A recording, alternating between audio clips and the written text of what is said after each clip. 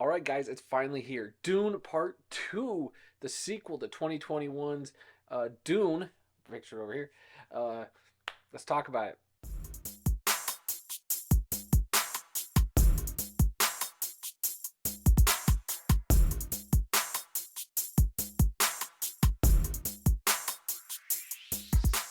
So, Dune Part 2, directed by Denis Villeneuve, is the second half of the Dune story based on the book, obviously, by Frank Herbert. And a book that I enjoyed, and I think the translation to the screen has been pretty awesome. The first movie, I liked. I enjoyed. I didn't think it was one of the greatest sci fi films I've ever seen.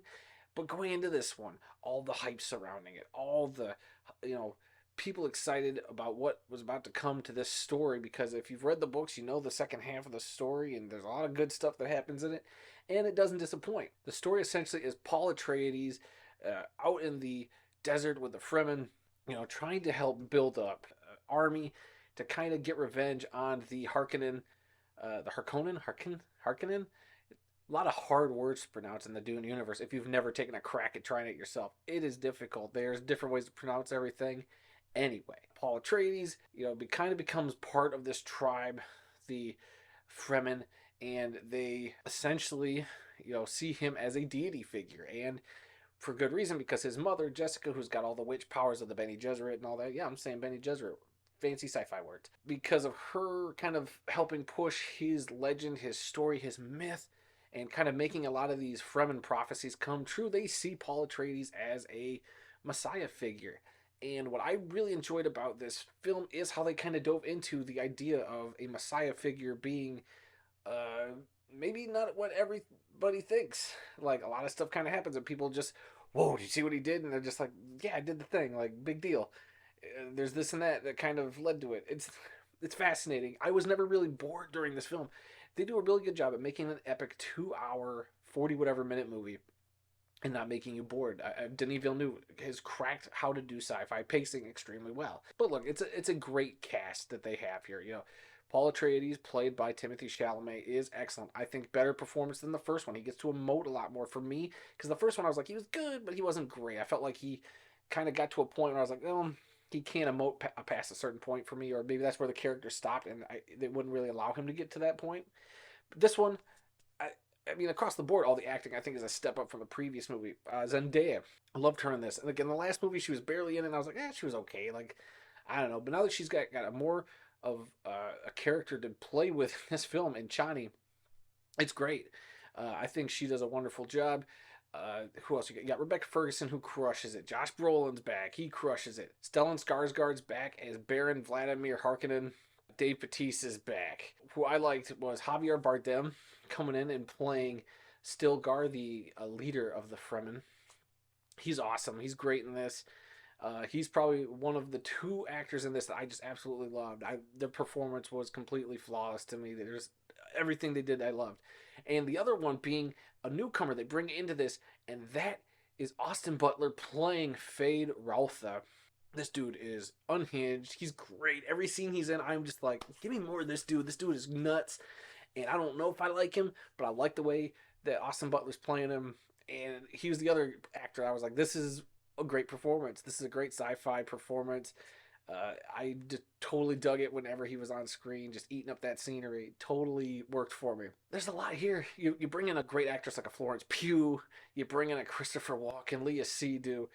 This cast is stacked and it's awesome, and they all get their little moments to kind of shine. I think Florence Pugh and Christopher Walken, the newcomers, not as much as I thought they were going to get, not as big a role in the story as I kind of figured they might try to get them. Um, that's why I think like with their performances, I was like they were good, but I couldn't say they were great. I mean, Florence Pugh's great and everything. Christopher Walken is awesome and a lot of stuff. I just don't think like there was enough for me to go like, oh, their performances are incredible. They fit the narrative. They work in the context of the story, and they never take you out of it. They are there, part of the story. Everything they work, so it's good. The visuals, the special effects, all that stuff is on point. First class, first rate. They knock all that out of the park. Greg Fraser's cinematography in this is incredible. He also did one of my other favorite movies the last few years, The Batman. I think his cinematography is impeccable. Just a lot of gorgeous stuff. I did see this in IMAX, so I mean, that on that biggest screen, everything just popped and looked fantastic. I don't think there's any flaws of the CG. Never once I go, wow, that looks like a CG thing. It all looked real. There are times I'm like, that looks like a real machine. The way the effects, or even if there were models or whatnot, everything looked like this nice lived-in world. And that's another credit to Denis Villeneuve, is building this world that feels lived in building upon this rich mythology that just absolutely works. One of the best sci-fi films you're going to see. And that's where I'm probably going to get a little bit of flack. So hear me out. I think this is a great movie. I do think it was overhyped for me. That could just be me. I try to usually block out all that noise going into a film, but I think it's a little overhyped. I think it is a great film. I'm going to give this a grade in here in a second, and it's a good grade. Don't worry. But to me, I kind of went in hearing all the whispers like, this is the greatest sci-fi film of all time. And I'm like, oh boy, that's a high bar to get to. We'll see. I'll try to judge it for what it is, but that kind of kept sitting in the back of my mind like, this, what I am watching, is one of the best films you're ever going to see. And it is really, really good. I don't know if it's like the greatest film I've seen in the last 5 years. That film goes to The Batman. It's still one of my favorite films in the last 5 years. But this is up there. I don't think this is as good as like my favorite film last year, which is Spider-Man Across the Spider-Verse.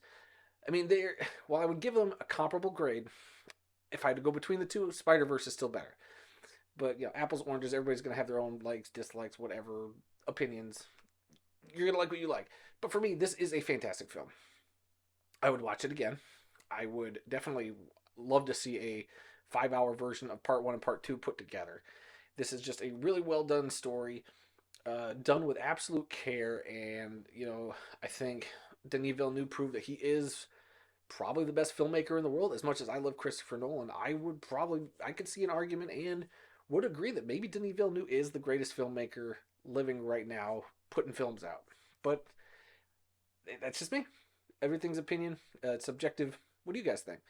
For a grade, I'm giving this a solid A. For a minute, hearing all that hype, I thought, oh man, is this going to be my first A+? I can't remember if I've ever given an A+ on this channel, and I don't know if I have, because nothing has ever blown me that far out of the water that I was like, holy smokes, this is one of the greatest things I've ever seen.